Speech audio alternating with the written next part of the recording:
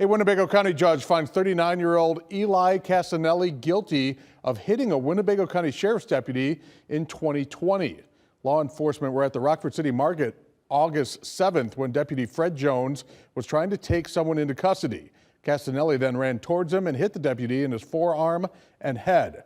More than a dozen people were arrested during the incident. Casanelli could face up to 7 years in prison. His next court date is April 9th.